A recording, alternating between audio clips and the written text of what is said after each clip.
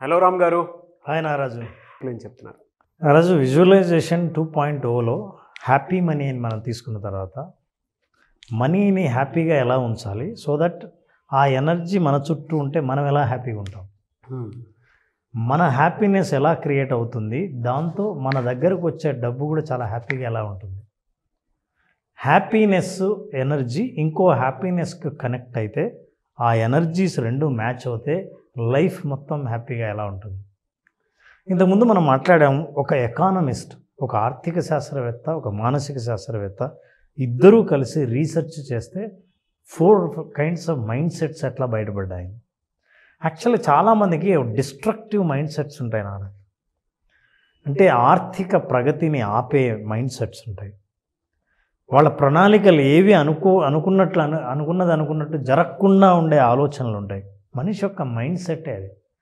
మనిషి యొక్క ఆలోచనలు కానీ, నిర్ణయాలు కానీ, భయాలు కానీ, ఇవన్నీ మనం ముందుకెళ్ళడానికి సహకరించేదిగా అయినా ఉంటుంది, వెనక్కి లాగేదిలా అయినా అయి ఉంటుంది. ఇందులో మనం ఇంతకుముందు మాట్లాడుకున్నాం, the first category total money mind sets 4 ఉంటే ఈ రీసెర్చ్ ద్వారా కొన్ని లక్షల మందిని రీసెర్చ్ చేస్తే అన్ని దేశాల్లో వాళ్ళు డబ్బు గురించి ఎలా ఆలోచిస్తున్నారనేది, అంటే మనం ఏదో ఒక ప్రాంతం గురించి మాట్లాడడంలా, ప్రపంచంలో మనిషి అన్నవాడు డబ్బు అన్న మాటని ఎలా అర్థం చేసుకుంటాడు, దాన్ని ఎలా వాడతాడు, ఎలా సంపాదిస్తాడు, ఎలా నిలబెట్టుకుంటాడు, వీటన్నిటి యాంగిల్స్ నుంచి బాగా ఆలోచించినప్పుడు 4 మైండ్ సెట్స్ బయటకు వస్తే, మనం గతంలో మొదటి మైండ్ సెట్ మనీ అవాయిడెన్స్ గురించి మాట్లాడాం. ఈ మనీ అవాయిడెన్స్ వాళ్ళకి ఇన్కమ్ తక్కువ ఉంటుంది, చదువు తక్కువ ఉంటుంది, వాళ్ళు మనీని వద్దంటారు ఎందుకంటే సంపాదించలేకపోవడం వల్ల వద్దంటారు. అయితే మనీ గురించి మాట్లాడిన ప్రతిసారి మనసులో వాళ్ళకి అందరికంటే ఎక్కువ సంపాదించాలన్న కోరిక ఉంటుంది. ఇది కూడా బయటపడింది. మనీని అవాయిడ్ చేస్తుంటే మనీ వద్దంటాడు అని అనుకుంటాం కదా, అవకాశాలు వాళ్ళకి ఏవి కనిపించక వాళ్ళు మనీని అవాయిడ్ చేయడం మొదలు పెడతారు. సంపాదించడానికి వాళ్లకు చేతనైన పనుల్లో సంపాదించే అవకాశాలు లేక మనీని నాకొద్దు అని దానిలను స్క్రిప్ట్స్గా తయారు చేస్తారు. డబ్బులు ఉన్నవాడు ఎవడెవడు మనసు ఉండదు, వాడికి అహంకారం ఉంటుంది, డబ్బు లేకపోతేనే ప్రశాంతత ఉంటుంది. నిజమే కావచ్చు, నేను వీటన్నిటిని నేనేం వ్యతిరేకించట్లేదు. అయితే మన స్క్రిప్ట్స్ ఎలా తయారు చేసుకుంటాం, దానివల్ల మన ప్రవర్తన ఎలా ఉంటుందని. ఇంకోటి సైకాలజీలో ఏం కనిపెట్టారంటే, వీళ్ళకు కాగ్నిటివ్ డిస్సోనెన్స్ ఎక్కువ ఉంటుంది. అంటే భావ వైరుధ్యం ఉంటుంది. ఏంటి భావ వైరుధ్యం? నేనేమో డబ్బును అసహించుకుంటా, నువ్వు డబ్బు గురించి ఎత్తితే అది ఎంత ప్రమాదకరమో మాట్లాడతా. మనసులో ఏమో అరే మనం వీడంత సంపాదించలేకపోయామే, ఆ రోజే గనక దాని మీద పెట్టుబడి పెట్టింటే ఈ పాటికి చాలా అయి ఉండేదే. మనకు చాలా మామూలుగా కొంతమంది కనిపిస్తారు. ఎవరు తెలుసా, నన్ను ఒకప్పుడు ఈ ల్యాండ్ ఎవరో అడిగితే చాలా చీప్లో వచ్చేది, ఎవరు కొంటారు ఇక్కడ అని నేను వదిలేశాను, ఇప్పుడు చాలా పెరిగిపోయింది తెలుసా, నేనే కనుక కొనుంటే ఈ పాటికి 100 కోట్లు నా దగ్గర ఉండేవి అని చెప్పుకోవడంలో ఉన్న మానసిక తృప్తిని ఆనందిస్తుంటాడు. అయినా అంతంత డబ్బులు మనం ఏం చేసుకుంటాం? Money avoidance, people avoid money. ఇది మొదటి కేటగిరీ. రెండవ కేటగిరీ గురించి మనం మాట్లాడదాం ఈసారి. రెండవ వాళ్ళు ఎవరంటే మనీ ఫోకస్. దృష్టి అంతా వాళ్ళకి మనీ మీదే ఉంటుంది.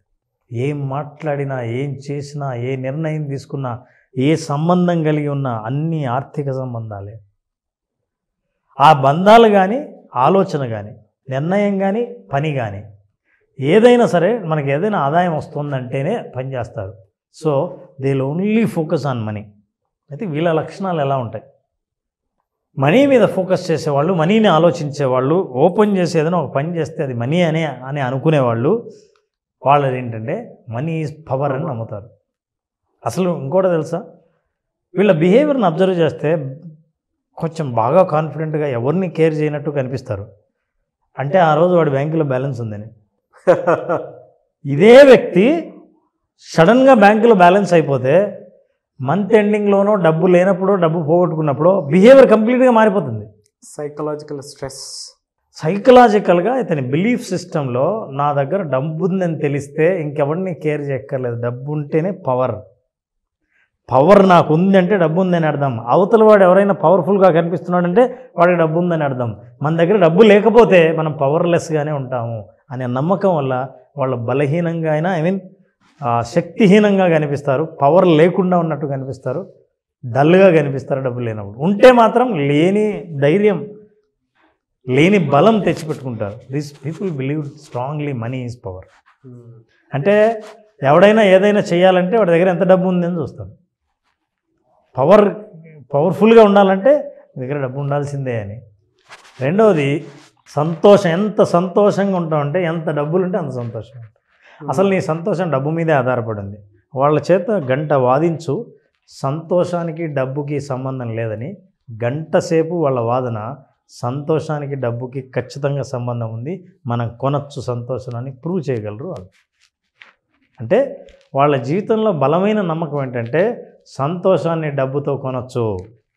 ఎంత సంతోషంగా ఉండాలనుకుంటే అంత డబ్బు ఉంటేనే అది సాధ్యమవుతుంది అని నమ్ముతారు. అంతేకాదు, మనీ బై ఫ్రీడమ్. నా దగ్గర మంచి బ్యాలెన్స్ ఉంటే జాబ్ మానేస్తాను. నీకు ఫ్రీడమ్ కావాలి అని అంటే నా దగ్గర డబ్బు ఉండాలి. నేను మానసికమైన స్వేచ్ఛను అనుభవించాలంటే నాకు బ్యాంక్కి బ్యాలెన్స్ ఉండాలి.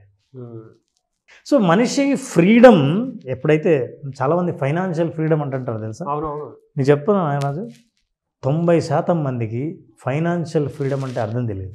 అది డబ్బుకు సంబంధించిన భాషలో అందరూ మాట్లాడే మాట కాబట్టి ఈ మాటని విరివిగా వాడుతుంటారు, కానీ ఫైనాన్షియల్ ఫ్రీడమ్ అంటే తెలియదు. ఫైనాన్షియల్ ఫ్రీడమ్ అంటే డబ్బులు బాగా ఉండి మనకు స్వేచ్ఛ ఉండడం కాదు, డబ్బుల గురించి ఆలోచించాల్సిన అవసరం లేని స్వేచ్ఛ. మొన్న వెళ్తే పోయి స్టిక్కర్ చూస్తాను నేను. అసలు అలా స్టిక్కర్ చూడాల్సిన అవసరం లేని ఒక వస్తువు గురించి మాట్లాడుతున్నప్పుడు ఆ వస్తువు ప్రయోజనాల్ని ముందు మాట్లాడడం మానేసి దాని ప్రైజ్ ఎంత అని మాట్లాడాల్సిన అవసరం లేని పరిస్థితి ఆర్థిక స్వేచ్ఛ.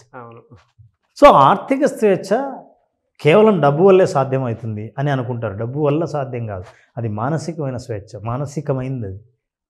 నీ ఫ్రీడమ్ అనేది మనసుతో రావాలి. ఎంత డబ్బున్నా స్వేచ్ఛ లేని ధనవంతులు కోటాను కోట్లు ఉన్నారు.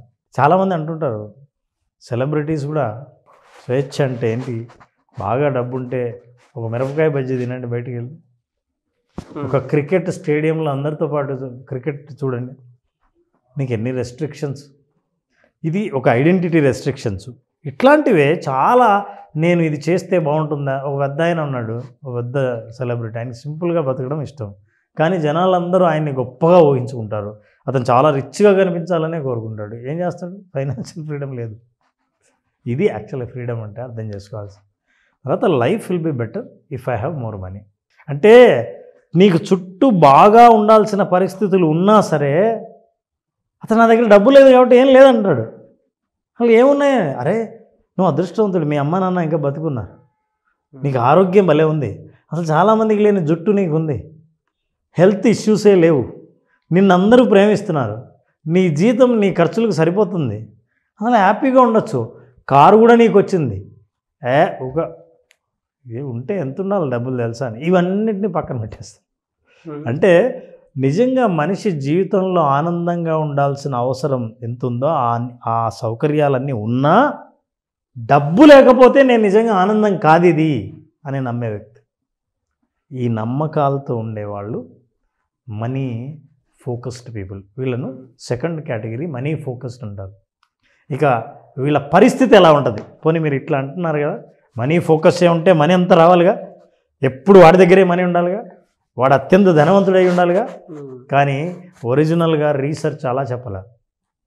ఈ మనీ ఫోకస్ ఉన్న వాళ్ళకి నిజం చెప్పాలంటే చాలా తక్కువ ఇన్కమ్ ఉంటుంది. ఆదాయం తక్కువ ఉన్న వాళ్ళే ఈ పరిస్థితిని ఎదుర్కొంటారు, ఇలా ఆలోచిస్తారు. మీరు ఫోకస్ చేయండి మనీ మీ దగ్గరికి, నో, నువ్వు చేయడం కాదు, నీ సైకలాజికల్గా నువ్వు నీ మెంటల్ యాటిట్యూడ్ని డెవలప్ చేసుకోకుండా ఇన్కమ్ని డెవలప్ చేసుకోలేవు. ఇన్కమ్ తక్కువ ఉన్నప్పుడే ఎక్కువ ఫోకస్ చేస్తావు డబ్బులు. సో ఇన్కమ్ తక్కువ ఉన్న వాళ్ళు, ఈ మనీ ఫోకస్ చేసే వాళ్ళందరూ లో ఇన్కమ్ ఉంటారు, కానీ చెక్ చేసుకోండి. This is the research data. And not only that, less education తక్కువ ఉంటుంది. ఎందుకంటే నా విద్య మీద, నా టాలెంట్ మీద, నా క్యాపబిలిటీ మీద నేను నమ్మి నేను ఎలాగైనా సంపాదించగలను, ఈ ఐడియాతో ఒక ఇండస్ట్రీ పెడితే ఖచ్చితంగా డెవలప్ అవుతుంది అనుకునేవాళ్ళు కాదు. అందుకే చూడండి, ఎవరైనా ఐఐటియో ఐఐఎంఓ చదివిన వాళ్ళు ఒక బిజినెస్ ఐడియాతో వస్తారు. ఎన్నో రకాల మన ప్రోడక్ట్స్ మార్కెట్లో ఉన్నాయి. వాళ్ళందరూ ఎవరంటే young IIM IIT graduates, they will come and start business.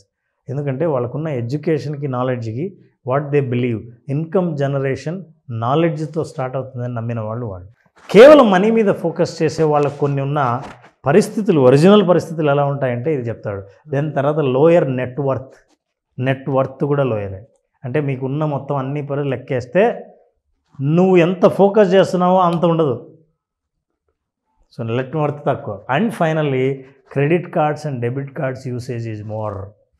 ఎందుకంటే నేను డబ్బుంటేనే సంతోషం, డబ్బుంటేనే సుఖం, డబ్బుంటేనే స్వేచ్ఛ అని నమ్మిన వాడిని ఆ స్వేచ్ఛ పొందడం కోసం, ఆ సుఖం పొందడం కోసం, ఆ ఆనందాన్ని పొందడం కోసం నేను ఎక్స్ట్రా ఖర్చు పెట్టాల్సి వస్తుంది. ఎందుకంటే నా ఇన్కమ్ తక్కువ.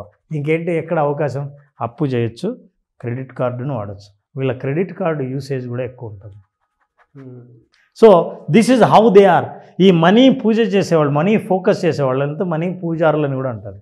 ఓకే, మనీ ఫోకస్ చేసేవాళ్ళు ఇంకా దాన్నే పూజిస్తూ ఉంటారు. అట్లాంటి వాళ్ళు గమనించి yes if you observe the facts నిజంగా ఎంత ఉంటుంది ఏమని చూస్తే మనం చూపించిన లక్షణాలన్నీ చాలా దగ్గరగా ఉంటాయి. So they are desperate to have money. ఎందుకు ఫోకస్ అంటే ఎలాగైనా సరే అంటున్నారే, ఇదే పెద్ద మెంటల్ ఫ్లా. ఎలాగైనా సరేనా, అదేందో నాకు అర్థం కాదు. ఎలాగైనా సరే అది డెస్పరేట్. ఎలాగైనా అంటే నువ్వు నీ చుట్టూ ప్రపంచానికే తెలియదు, నీకే తెలియదు, ఎలాగైనా సరే అంటున్నావు. మేము నీకు ఎట్లా ఇవ్వాలి డబ్బులు ఎట్లా రావాలి నీ దగ్గరికి? So your money is not happy money. Now let's see they spend over too much. ఎందుకు స్పెండ్ చేస్తారంటే వాళ్ళకి తెలియని ఒక అసంతృప్తి మనసులో ఉంటుంది. నేను నిజంగా ఆర్థిక స్వేచ్ఛను అనుభవించాలంటే ఈ నిర్ణయం తీసుకోవాల్సింది, పదరా డబ్బులు ఖర్చు పెడదాం. There is a sunk cost fallacy అనేది. ఇవన్నీ సైకాలజీ, మేనేజ్మెంట్ అన్నింటిలో అర్థం చేసుకుంటే ఇవన్నీ ఖర్చు పెట్టేవాడు ఎలాగో ఖర్చు పెడుతున్నాం పెట్టేద్దామని, ఒకసారి పెట్టాము కదా దాన్ని వెనక్కి తిరగడానికి లేదని తెలివైన వాడు ఏం చేస్తాడంటే ఆలోచించి నో ఇదేదో నష్టంలో పెట్టబడింది ఇక్కడితో ఆపేద్దాం అనుకుంటారు. కానీ వీళ్ళు ఏం చేస్తారంటే డెస్పరేట్గా ఉన్నవాళ్ళు దాని మీదే పెడతారు, పోతూ ఉంటుంది లోపలికి. సినిమా ప్రొడక్షన్ స్టార్ట్ చేస్తారు, చేసిన తర్వాత ప్రొడక్షన్ కాస్ట్ పెరిగిపోతుంది, చూస్తే ఏమో అవకాశాలు కనిపించట్లేదు, పెద్ద థ్రిల్లింగ్గా లేదు, ఎలాగో పెట్టాం పూర్తి చేద్దామని పెట్టి ఆ మనసులో ఎలాగో పూర్తి చేయడమే నీ లక్ష్యం కాబట్టి ఎలాగోలా పూర్తి చేస్తావు, ఎట్లా ఫెయిల్ అవుతుంది సినిమా. పెట్టింది రాదు, అంతకుముందు పెట్టింది రాదు, నువ్వు మళ్ళీ ఎక్స్ట్రా పెట్టింది అసలు రాదు. సో ఇవి వీళ్ళ లక్షణాలు. మనీ ఫోకస్ చేయాలి. సెల్ఫ్ డిస్ట్రక్టివ్ బిహేవియర్స్ ఉంటాయి. అంటే ఇదే సంక్ కాస్ట్ ఫాలసీ. ఈ ఫాలసీ అంటారు. అంటే దాంట్లో ఆ ఫాలసీ అంటే ఒక నమ్మకంలోని లోపాన్ని బిహేవియర్గా మార్చుకుంటే ప్రతిసారి ఎక్కడ ఇన్వెస్ట్ చేయకూడదో అక్కడ చేస్తారు, ఎక్కడ ఖర్చు చేయకూడదో అక్కడ చేస్తారు. ఏ నిర్ణయం ప్రతిసారి తీసుకొని నష్టపోయావో తిరిగి అదే నిర్ణయం మళ్ళీ తీసుకుంటారు. These are all flaws and disorders of the money of this mindset. Money ఫోకస్లో ఉన్న disorder. So Naraju, money is only a tool in business. Henry Ford. అన్నిటికీ కారణం కాదు. నీకు నిజంగా అది టూల్ లాగా నువ్వు మనీ చాలా అవసరం.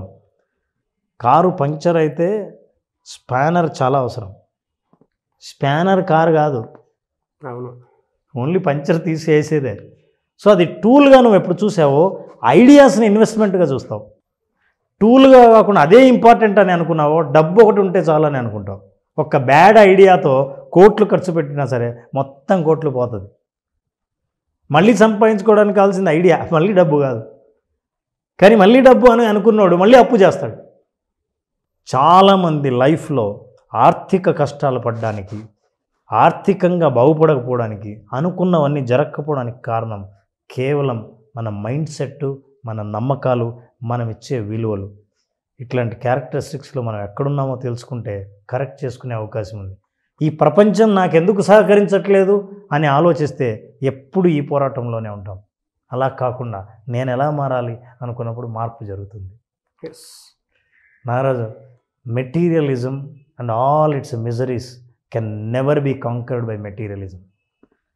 వస్తు ప్రపంచం నుంచి పుట్టే ఎన్ని కష్టాలో, ఎన్ని మనిషి బాధలో, దాన్ని మళ్ళీ వస్తువులతోనే మీరు ఆ బాధల నుంచి బయటపడలేరని స్వామి వివేకానంద అంటాడు.